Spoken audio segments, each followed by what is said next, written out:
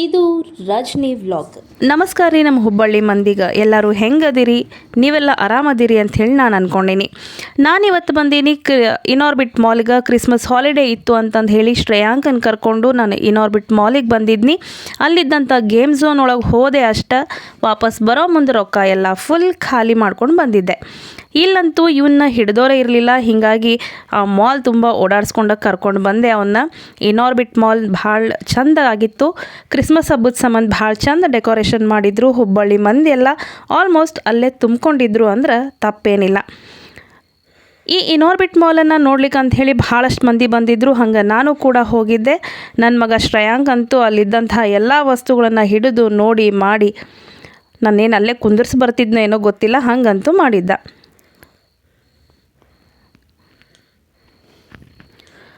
Next day ನಾವು ಎಲ್ಲ ನಮ್ಮ ಟೀಚರ್ಸ್ ಎಲ್ಲ ಫ್ರೆಂಡ್ಸ್ ಕೂಡ್ಕೊಂಡು ಒಂದು ಸಣ್ಣ ಪಿಕ್ನಿಕ್ ಹೋಗೋಣ ಅಂತ ಹೇಳಿ ಅಂದ್ಕೊಂಡಿದ್ವಿ. ಅದನ್ನು ನಾನು ನನ್ನ ಮಗುಗೂ ಕೂಡ ಹೇಳಿದ್ನಿ. ಹೀಗಾಗಿ ಮುಂಜಾನೆ 3 ಗಂಟೆಗೆ ಎದ್ದು ನಿಂತ್ಕೊಂಡಿದ್ದ.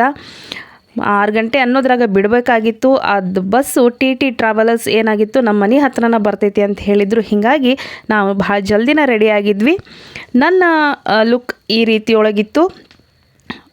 ಅದಾದ ನಂತರ ಹಂಗೂ ಹಿಂಗೂ ವ್ಯಾನ್ ಬಂತು, ಟಿ ಬಂತು. ನಾನು ಹತ್ಕೊಂಡು ನಮ್ಮನೆ ಕಡೆಯಿಂದನ ಹೋಗಿ ಕೇಶವಾಪುರ ಕಡೆಗಿರುವಂಥದ್ದು ಅಲ್ಲಿ ಎಲ್ಲ ಟೀಚರ್ಸ್ ಕೂಡ ನಿಂತ್ಕೊಂಡಿದ್ರು. ಹೀಗಾಗಿ ಅವ್ರನ್ನೂ ಅಲ್ಲಿಂದ ಪಿಕ್ ಮಾಡಿಕೊಂಡು ನಮ್ಮ ಪ್ರಯಾಣ ಅಲ್ಲಿಂದ ಪ್ರಾರಂಭ. ಹುಬ್ಬಳ್ಳಿ ಬಿಡ್ತಿದ್ದ ಹಿಂಗನ ಶ್ರೇಯಾಂಕ್ ಅಂತೂ ಮಲ್ಕೊಂಡು ಬಿಟ್ಟಿದ್ದ. ಹೀಗಾಗಿ ಭಾಳ ಕಿರಿಕಿರಿ ಅನ್ನಿಸ್ಲಿಲ್ಲ ನನಗೆ. ನಮ್ಮ ಹುಡುಗಿಯರಂತೂ, ನಮ್ಮ ಟೀಚರ್ಸ್ ಅಂತೂ ಬಸ್ ಒಳಗೆ ಅವ್ರದ್ದು ಫುಲ್ ಹವಾ ದಾಂದ್ಲೆ ಶುರು ಆಗಿಬಿಟ್ಟಿತ್ತು. ಹಂಗನ ನಾವು 12 ಜನ ಏನು ಮಾಡಿದ್ವಿ ಅಂತಂದ್ರೆ ಪಿಕ್ನಿಕ್ಕಿಗೆ ಹೋಗಬೇಕು ಅಂತಂದು ಹೇಳಿ ಮೊದಲು ಮಾತಾಡಿಕೊಂಡು ರೆಡಿಯಾಗಿದ್ವಿ. ಅದಾದಮೇಲೆ ಏನೋ ಟ್ರಾವೆಲ್ ಸಿಕ್ಕಿಲ್ಲ, ಬಸ್ ಸಿಕ್ಕಿಲ್ಲ, ಹಿಂಗೆ ಅಂತ ಕ್ಯಾನ್ಸಲ್ ಆಗೋ ಹಂತದಾಗಿತ್ತು. ಆದರೂ ಕೂಡ ಕಡಿಕು ನಮ್ಮ ಟ್ರಿಪ್ ಆರ್ಗನೈಸರ್ ಅದನ್ನು ಭಾಳ ಸಫಿಷಿಯೆಂಟಾಗಿ ಭಾಳ ಚಂದ ಪ್ಲ್ಯಾನ್ ಮಾಡಿ ಅಂತೂ ಕರ್ಕೊಂಡು ಹೋದ್ಲು. ಇವರೆಲ್ಲ ನಮ್ಮ ಯಂಗ್ಸ್ಟರ್ಸು. ಇನ್ನು ಬಸ್ನೊಳಗೆ ಹೋಗೋಕ್ಕಿಂತ ಮುಂಚೆ ಹೋಗೋವಾಗ ಗಾಡಿ ಒಳಗಂತೂ ಹೋಗುವಾಗ ಫುಲ್ ಹವಾ ಅದು ಇದು ಮಾತಾಡ್ಕೊತ ಹೋದ್ವಿ.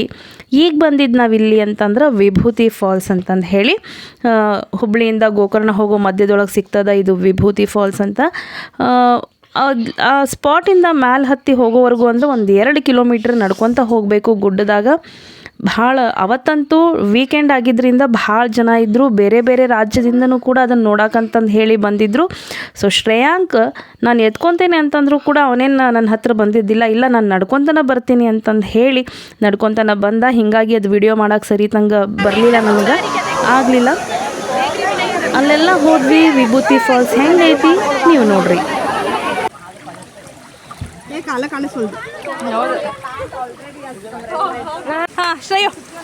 ಅಲ್ಲಿಂದ ಮುಂದೆ ಕೆಳಗೆ ಬಂದಮೇಲೆ ಒಂದು ಸಣ್ಣ ನೀರಿನ ಚರಿ ಹರಿತಾ ಇತ್ತು. ಸೊ ಅಲ್ಲೇ ಟೀಚರ್ಸ್ ಎಲ್ಲ ಕೂಡ್ಕೊಂಡು ಒಂದು ರೀಲ್ ಮಾಡೋಣ ಅಂತ ಹೇಳಿ ಅಂದ್ಕೊಂಡ್ವಿ. ಬಟ್ ಆ ರೀಲ್ ಫ್ಲಾಪ್ ಆಯ್ತು. ಆದರೆ ಶ್ರೇಯಾಂಕ್ ಮಾತ್ರ ಮಸ್ತ್ ಎಂಜಾಯ್ ಮಾಡಾಕತ್ತಿದ್ದ. ನಮ್ಮ ಟೀಚರ್ಸಿಗೂ ನೀರು ಉಗ್ಗೋದು ಅದು ಇದು ಮಾಡಾಕತ್ತಿದ್ದ. ಅಲ್ಲಿಂದ ಸೀದಾ ನಮ್ದು ಗ್ಯಾಂಗ್ ಬಂದಿದ್ದು ಮತ್ತೆ ಎಲ್ಲಿಗೆ ಅಂತಂದ್ರೆ Honnavar Sharavati back water boating ಸ್ಪಾಟಿಗೆ ಬಂದ್ವಿ. ನಾವು 12 ಜನ ಈ ರೀತಿ ಇದ್ವಿ. ಇನ್ನು ಬೋಟಿಂಗ್ ಒಳಗೆ ಹೋಗುವಾಗಂತೂ ಅದ್ರ ಮಜಾನ ಬೇರೆ. ಕಂಪ್ಲೀಟ್ 1 ಅವರ್ ಬೋಟಿಂಗನ್ನು ಮಾಡಿಸ್ತಾರೆ. ಸೊ ಅಲ್ಲಿದ್ದು ಕೆಲವೊಂದು ಪಿಕ್ಸ್ಗಳನ್ನು ನಿಮ್ಮ ಜೊತೆ ಶೇರ್ ಮಾಡ್ಕೊಂಡೀನಿ. ಆ ಕ್ಲಿಪ್ಸ್ಗಳು ಹಿಂಗಿದಾವೆ.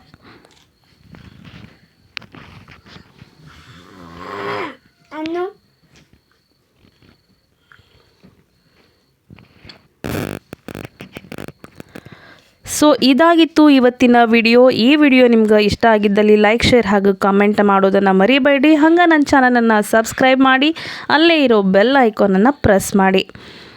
ಇದು 2025ರ ಲಾಸ್ಟ್ ಪಿಕ್ನಿಕ್ ಆಗಿತ್ತು. ಇನ್ನು ಮತ್ತೆ ನಾವು ಮುಂದೆ ಎಲ್ಲಿ ಹೋಗ್ತೀವಿ ಅಂತ ಅನ್ನೋದನ್ನು ಮತ್ತೆ ವಿಡಿಯೋದೊಳಗೆ ಅಪ್ಲೋಡ್ ಮಾಡ್ತೇನಂತ.